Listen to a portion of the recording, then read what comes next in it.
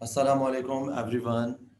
आज के इस वीडियो में हम प्रोटीन्स डिस्कस करेंगे। ओके स्टूडेंट्स, हम डिस्कस कर रहे हैं biological molecule chapter. Okay first year का एक चैप्टर है। ओके बायोलॉजिकल मॉलिक्यूल्स, जिसमें हम डिस्कस कर चुके हैं carbohydrate, condensation and hydrolysis. Okay और हमने इसका इंट्रोडक्शन भी डिस्कस कर लिया है। आज की इस वीडियो में हम डिस्कस करेंगे प्रोटीन्स के बारे में। Okay so let's start.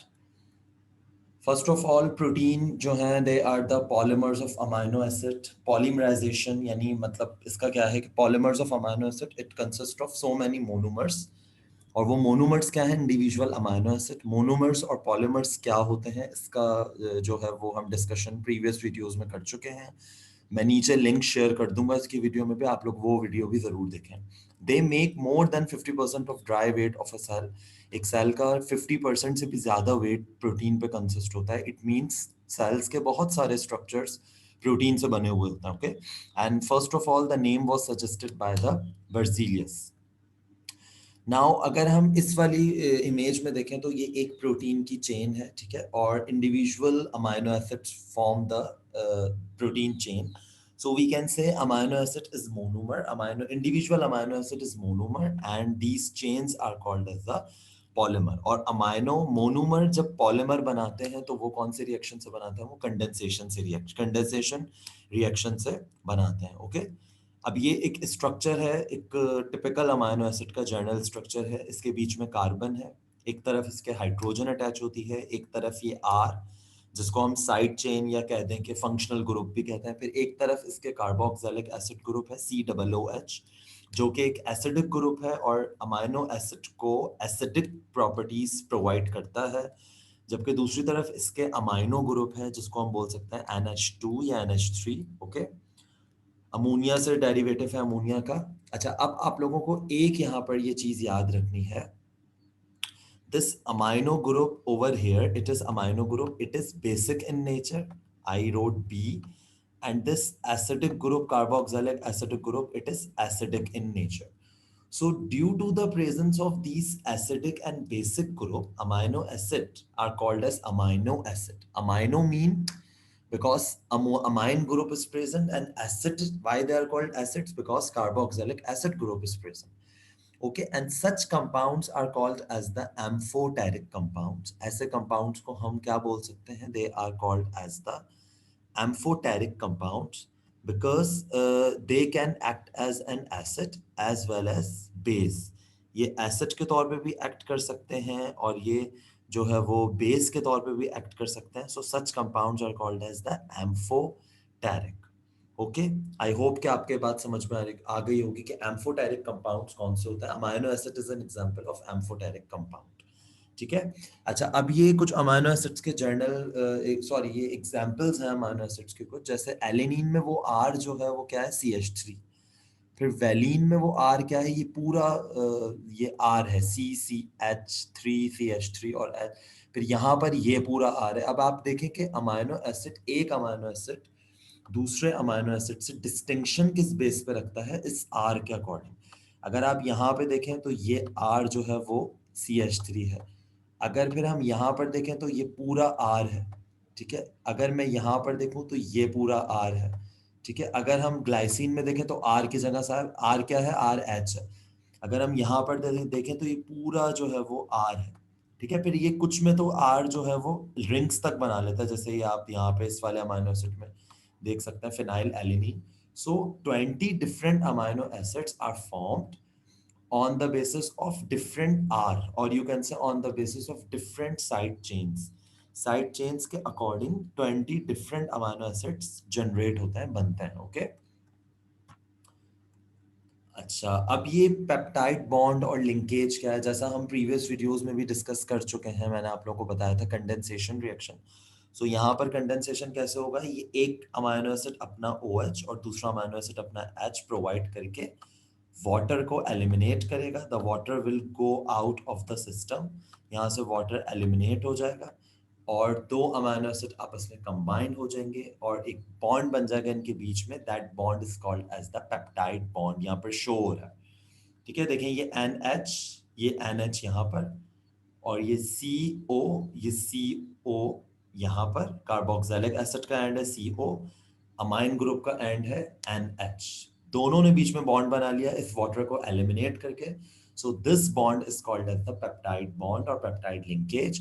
और ये कौन से रिएक्शन से बनी है? ये कंडेंसेशन रिएक्शन से बनी है या डिहाइड्रेशन रिएक्शन से बनी है, जिससे दो मोनोमर्स मिलकर पॉलीमर्स बनाते हैं। Okay okay, so we are going to discuss the types of protein structure. Protein structures, you can define protein structure on the basis of their complexity. इनकी complexity increase होती चली जा रही है। Primary structure, secondary structure, tertiary structure and quaternary structure. Primary structure में अगर आप देखें तो simple chain है monomers की, ठीक है, कोई helical structure नहीं है। जैसे आप ये pleated structure या helical structure देख सकते हैं secondary proteins structure में, ठीक है। जैसे अगर मैं आप लोगों को यहाँ पर simple, ये तो वैसे already picture यहाँ पे बनी हुई है, this is simple primary structure and this is secondary structure। ये जो alpha helix और beta pleated chains हैं, sheets हैं, these are the secondary structure। primary structure और secondary structure में difference ये है, primary structure जो है वो string of beads की तरह है, तस्बीह की तरह है, simple है, इसमें कोई helical structure नहीं है, कोई इसमें folding नहीं है। जबकि secondary structures में हमें यहाँ पे fold नजर आ रहे हैं, world नजर आ रहे हैं, telephone cord की तरह structure बन गया है, या beta pleated sheets नजर आ रही है, ठीक है।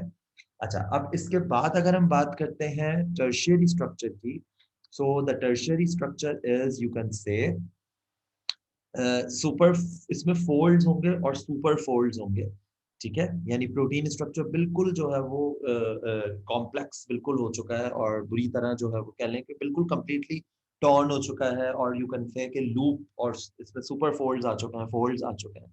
अच्छा, क्वाटर्नरी स्ट्रक्चर और टर्शियरी स्ट्रक्चर में डिफरेंस ये है कि कॉटन टर्शियरी स्ट्रक्चर में जो चेन है, सब यूनिट है, वो एक ही है, ठीक है, यानी एक ही चेन फोल्ड और सुपर फोल्ड होगी। जबकि हमारे पास क्वाटर्नरी स्ट्रक्चर में जो चेन्स हैं वो एक से ज्यादा होंगी। जैसे मैं यहाँ पर अगर इसको बताऊं आपको कि ये टर्शियरी स्ट्रक्चर में ये एक ही चेन है, ठीक है, कि एक ही मैंने यहाँ पर चेन बना दी, ये फोल्ड हो चुकी है, सुपर फोल्ड हो चुकी है, बहुत लूपी बन चुकी है। जबकि हमारे पास क्वाटर्नरी स्ट्रक्चर में ये एक चेन है, ठीक है, मैं इसको एनोटेट कर देता हूँ, देखें, ये देखें, टर्शियरी स्ट्रक्चर में डिफरेंट कलर से मैं इसको एनोटेट करता हूँ। ये एक चेन है, फिर इसके साथ ये दूसरी चेन आ गई, ठीक है, फिर इसके साथ ये थर्ड चेन आ गई, ठीक है, फिर फॉर एग्जांपल इसके साथ ये फिफ्थ फोर्थ चेन आ गई। तो देखें, एक से ज्यादा पॉलीपेप्टाइड चेन है, आप कह सकते हैं कि एक से ज्यादा इसमें जो है वो हमारे पास एक से ज्यादा पॉलीपेप्टाइड चेन है, ठीक है। अब हम अपनी नेक्स्ट स्लाइड की तरफ चलते हैं। अच्छा, अब नेक्स्ट स्लाइड में हम इसका देख सकते हैं कि इनकी कुछ एग्जांपल्स हैं। जैसे प्राइमरी स्ट्रक्चर में इंसुलिन इज द एग्जांपल, ठीक है, और सेकेंडरी स्ट्रक्चर के अंदर, प्राइमरी स्ट्रक्चर के अंदर insulin is the example, and secondary structure के अंदर कैराटिन की एग्जांपल है हमारे पास, फिर टर्शियरी स्ट्रक्चर के अंदर मायोग्लोबिन की एग्जांपल है, और क्वाटर्नरी स्ट्रक्चर में हीमोग्लोबिन की एग्जांपल, ठीक है। हमें पता है हीमोग्लोबिन में 4 डिफरेंट चेन्स होती हैं, ठीक है, 4 डिफरेंट चेन्स आर प्रेजेंट। और सेकेंडरी स्ट्रक्चर में जो है वो कैराटिन में जो है टेलीफोन कॉर्ड की तरह इसका स्ट्रक्चर हो सकता है, ठीक है। और टर्शियरी स्ट्रक्चर में मायोग्लोबिन में एक ही चेन है और वही फोल्ड और सुपर फोल्ड हुई हुई है। क्वाटर्नरी स्ट्रक्चर हीमोग्लोबिन में 4 सब यूनिट्स हैं। अब अच्छा, यहाँ पे मैंने एक और एग्जांपल दिया, जैसे अल्फाबेट्स अगर है तो वो फॉर एग्जांपल वो प्राइमरी स्ट्रक्चर है। हम इन अल्फाबेट्स को कंपोज करके इन्हीं से वर्ड्स बनाते हैं, वर्ड्स क्या एग्जांपल है सेकेंडरी स्ट्रक्चर की। और फिर अगर हम इनसे सेंटेंसेस बनाएं तो वो से सेंटेंसेस क्या है, फॉर एग्जांपल टर्शियरी स्ट्रक्चर्स हैं। और फिर जो पैराग्राफ्स हम लिखते हैं वो हमारे पास है क्वाटर्नरी स्ट्रक्चर। अच्छा, okay, now the next one, the functions of proteins के हमारी बॉडी के अंदर डाइवर्स फंक्शन होते हैं, बहुत वैरायटी इनके फंक्शंस की। ये आपकी बॉडी में जो है वो पाए जाने वाले सबसे ज्यादा अमाउंट में, लार्ज प्रोपोर्शन में ये बायोमोलिक्यूल्स पाए जाते हैं, प्रोटीन्स जिनको हम कहते हैं। ओके, सबसे पहले the first function is the contractile function. पहला इनका फंक्शन क्या है? Contractile function. कॉन्ट्रेक्टाइल मतलब कि they are present in the muscles in the form of actin, myosin, troponin, tropomyosin, where they perform the function of contraction. हम अपने muscles को contract कर सकते हैं। क्यों कॉन्ट्रैक्ट कर सकते हैं? क्योंकि उसमें प्रोटीन्स है। इसके अलावा हॉर्मोन्स के तौर पे भी काम करते हैं, जैसे इंसुलिन एक हार्मोन है जो कि हमारे ब्लड ग्लूकोज लेवल को मैनेज करता है। इसी तरह ग्लूकागॉन है, इसी तरह आपकी बॉडी के ग्रोथ फैक्टर है, सबके सब प्रोटीन्स के बने हुए हैं और प्रोटीन्स क्या फंक्शन कर रहे हैं यहाँ पे, हार्मोन है। इसके अलावा प्रोटेक्शन का फंक्शन करते हैं ये, जैसे इम्यूनोग्लोबिन एंटीबॉडीज बनाते हैं। इसके अलावा ट्रांसपोर्ट का फंक्शन करते हैं, जैसे haemoglobin which is very crucial for the transport of oxygen.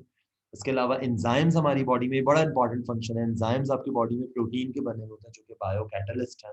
ठीक है, एंजाइम का फिर चैप्टर जब हम डिस्कस करेंगे तो फिर हम एंजाइम को ज्यादा डिटेल में डिस्कस करेंगे। अभी आप ये समझे कि एंजाइम्स ऐसे मॉलिक्यूल्स हैं, ऐसे प्रोटीन है जो आपके बायोलॉजिकल फंक्शंस को एक्सक्लेरेट कर देता है, आपकी बॉडी में होने वाले केमिकल रिएक्शंस को स्पीड अप कर देता है। इसके अलावा स्टोरेज का काम भी करता है, यानी ये फेरेटिन प्रोटीन स्टोर करता है आयरन को। ठीक है, और ये फेरेटिन प्रोटीन हीमोग्लोबिन में होता है। इसके अलावा स्ट्रक्चरल प्रोटीन भी है, जैसे keratin in the hair and spider silk protein in spider web. ठीक है, जैसे हमारे नेल्स में, हेयर्स में कैराटिन है। इसके अलावा they also function as receptor, जैसे आपकी आई में रोडोप्सिन नामी प्रोटीन क्या कर रहा है, एज अ रिसेप्टर फंक्शन कर रहा है, लाइट को जो है वो सेंस कर रहा है, लाइट को। ओके, अच्छा, अब मैंने ये थोड़ी प्लाज्मा मेम्ब्रेन का एक स्ट्रक्चर यहाँ पे दिखाया है जिसमें ये डिफरेंट, जैसे रिसेप्टर प्रोटीन भी है, फिर चैनल प्रोटीन भी है जो कि आयंस को एक जगह से दूसरी जगह पास करवाएगा। इसके अलावा ये साइटोस्केलेटन भी प्रोटीन का बना हुआ हो सकता है। इसके अलावा ये वोल्टेज गेटेड चैनल्स भी प्रोटीन्स के बने हुए होते हैं। ठीक है, तो प्रोटीन्स का आप देखें कितना हमारी बॉडी में फंक्शंस है, कि हमारी प्लाज्मा मेम्ब्रेन में बहुत सारे प्रोटीन्स हैं एम्बेडेड जो कि प्लाज्मा मेम्ब्रेन को they allow plasma membrane they make plasma membrane in such a way that plasma membrane can get something in and something out, something out of the cell। तो proteins का हमारी body में बहुत ज्यादा functions है। Okay, अब ये मैंने कुछ पास्ट पेपर्स यहाँ पे क्वेश्चंस भी यहाँ पे एंटर किए हैं, इंसर्ट किए हैं, ताकि आप लोग इसकी मदद से भी हेल्प ले सकें। ठीक है, ये आपको 2018 में आपकी 5 ईयर में मिल जाएंगे ये प्रोटीन से रिलेटेड क्वेश्चंस। आप इन क्वेश्चंस की प्रैक्टिस करें, और अगर आप लोगों को प्रोटीन से रिलेटेड कोई भी इशू हो तो काइंडली मुझे कमेंट सेक्शन में लिखें। मेरा फेसबुक पेज लाइक करें, इस चैनल को लाइक और शेयर सब्सक्राइब करें with all your friends and family. Thank you so much. अल्लाह हाफिज़।